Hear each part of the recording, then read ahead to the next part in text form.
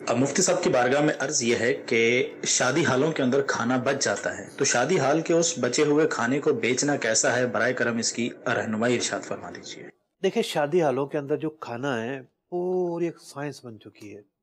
Science سے مراد یہ ہے کہ اس کے پیچھے لمبا چوڑا اسٹرکچر بن چکا ہے، اور طرح طرح کے جو ہے نا وہ پیچھے پیکجز ہوتے ہیں بیک گراؤنڈ میں۔ مثلا کہیں یہ ہوتا ہے کہ جی کھانا پکوانے والا کہتا ہے کہ کتنے بندوں کا چاہیے، ٹھیک ہے اتنے بندوں کی اتنی دیگیں بنیں گی، اتنے نان بنیں گے، اتنا کلو میٹھا بنے گا، میں آپ کو بھیج دوں گا۔ تو وہ جو کھانا ہے وہ تو مالکان کا کھانا ہے۔ جی ایسی بھی صورتیں ہوتی ہیں کہ یہ سودا ہوتا ہے کہ جی ہم آپ کو کھانا پرووائڈ کریں گے، کتنے بندے ہیں، ٹھیک ہے اتنے بندوں کا کھانا آپ کو ملے گا۔ اب یہ جو دوسرا طریقہ ہے یہ صحیح ہے یا غلط ہے، میں اس میں نہیں جا رہا تفصیل میں۔ تو یہ پہلے طریقے سے کچھ ڈفرینٹ ہو گیا ہے۔ تو پہلے تو یہ دیکھیں گے کھانا جو ہے وہ ہے کس کی پراپرٹی۔ کھانا جو کلائنٹ تھا اس کی پراپرٹی ہے، یا حال والی کی پراپرٹی ہے، یا تھرڈ پارٹی کی پراپرٹی ہے۔ بچا ہوا کھانا وہ کس کی پراپرٹی ہے۔ دوسری چیز یہ دیکھی جائے گی کہ جس کھانے کی بات ہو رہی ہے وہ کون سا ہے۔ ایک تو وہ کھانا ہے کہ جو آدھی دیگ بچ گئی جناب، ٹھیک۔ اب آدھی دیگ جو بچ گئی ہے یہ چھوڑا ہوا کھانا نہیں کہلاتا۔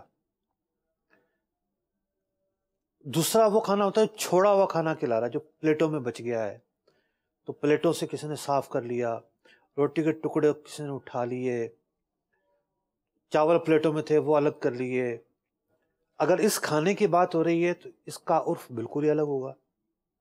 عام طور پر تو یہی ہوتا ہے کہ حالوں میں جو دعوت ہوتی ہے، ٹینٹوں کی بات نہیں کر رہا میں، جو حالوں میں اور بڑے شہروں میں دعوت ہوتی ہے، چھوٹے شہروں میں پھر بھی یہ ہوگا کہ لوگ اس کھانے پر مکمل دسترس رکھتے ہیں، اور ہو سکتا ہے وہ چھوڑا ہوا کھانا بھی اٹھا کر لے جائیں کہ بھئی ہمارے جانور کھا لیں گے، یا ہم خود تقسیم کر دیں کہیں جا کر۔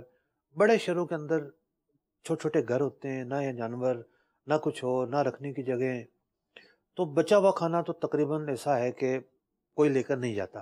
جی اب حال والا کہتا ہے یہ بچ گیا ہے، ضائع ہوگا، چلو اس کو کہیں اس کی بھی ہو سکتا مارکیٹ جی ہو سکتا مارکیٹ یہ بچا ہوا کھانا خریدنے کی اطلاعات تو یہی ہے ہیں۔ مارکیٹ، جی مارکیٹ یوں تو نہیں ہے کہ کوئی اوپن جی، مارکیٹ ہے جس کا نام ہی یہ لیکن ہو۔ بکتا ہے۔ جی لیکن بکتا ہے۔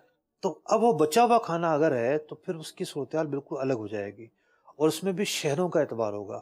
چھوٹے شہروں میں ہو سکتا ہے کہ کلائنٹ یا جو حال لینے والے ہیں وہ اس کی اجازت نہ دیں کہ کوئی اس کو بیچے۔